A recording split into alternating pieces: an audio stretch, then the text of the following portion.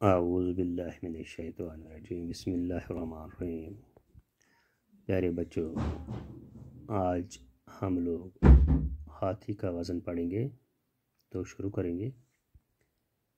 ایک دفعہ کا ذکر ہے کہ ایک بادشاہ سخت بیمار ہوا، یہاں تک کہ جینے کی آس باقی نہ رہی۔ اس نے یہ منت مانی کہ اگر خدا نے اسے صحت عطا فرمائی تو وہ اس کے نام پر ہاتھی کے وزن کے برابر روپیہ تول کر بھوکے ننگے فقیروں میں بانٹ دے گا۔ خدا نے اس پر رحم فرمایا اور وہ چند ہی دنوں میں اچھا ہو گیا، لیکن اب وہ حیران تھا کہ ہاتھی کو کیوں کر تولے۔ اس کا وزن معلوم کیے بغیر وہ منت پوری نہ کر سکتا تھا۔ دربار میں بہت سے عقل مند لوگ موجود تھے۔ انہوں نے بہت سوچا، لیکن کوئی بات بن نہ پڑی۔ اس لیے پورے ملک میں اشتہار دیا گیا کہ جو شخص ہاتھی کے برابر روپیہ تول کر دکھائے گا، ہم اسے انعام سے مالا مال کر دیں گے۔ انعام کے لالچ میں بہت سارے لوگوں نے اپنی عقل پر زور دیا۔ ہزاروں جتن کیے، مگر کوئی صورت بن نہ پڑی۔ کچھ مہینے اسی طرح گزر گئے۔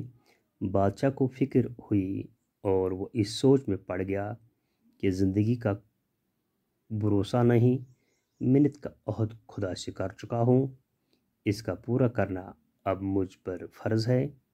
ہاتھی کو تولنے کی تدبیر کسی کی سمجھ میں نہیں آتی، اب کیا کیا جائے۔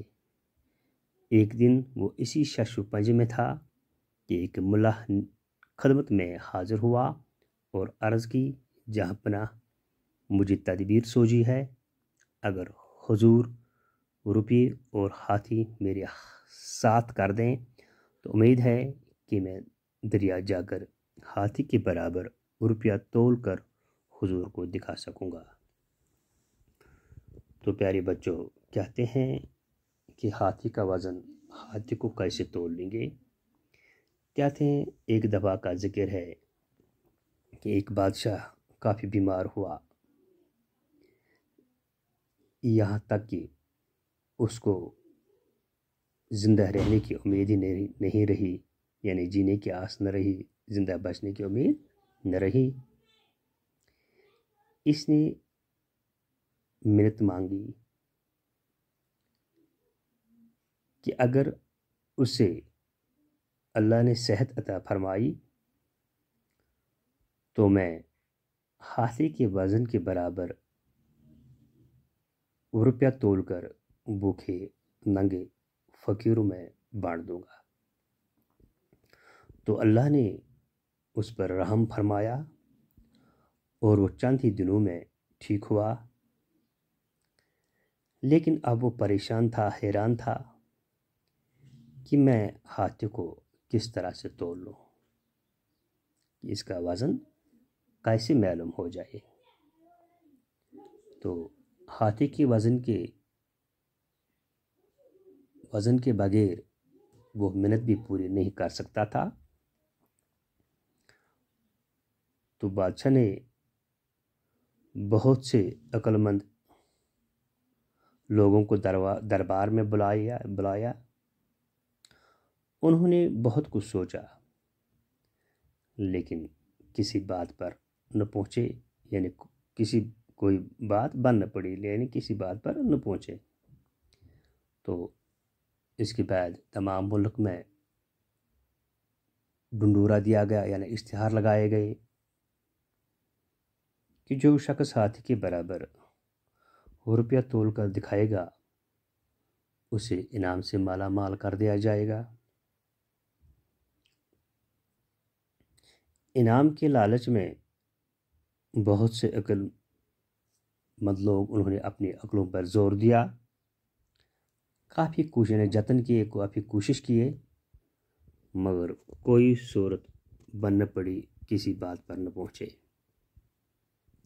کچھ مہینے اسی طرح سے گزر گئے تو اب بادشاہ کو یہ فکر لاحق ہو گئی کہ زندگی کا کوئی بھروسہ نہیں، میں نے اللہ سے جو وعدہ کیا تھا وہ مجھ پر فرض ہے، اگر میں اس کو پورا نہ کر سکا تو ہاتھی کو توڑنے کی تدبیر کسی کی سمجھ میں نہیں آئی کہ میں اب کیا کروں۔ ایک دن یہ اسی پریشانی میں تھا، یعنی ششپنج میں تھا، پریشانی میں تھا کہ ایک ملا یعنی ایک ناؤ چلانے والا بادشاہ کی خدمت میں حاضر ہوا اور کہا جناب جہاں پناہ، میں نے ایک ترکیب سوچی ہے، یعنی تدبیر سوچی ہے، میں نے ایک ترکیب سوچی ہے، اگر حضور یعنی اگر بادشاہ میرے ہاتھ میں ہاتھی اور روپے دے دیں تو میں دریا جا کر اس سے یہ روپیہ تول کر حضور کو دکھا سکوں۔ تو وما علینا الا البلاغ المبین۔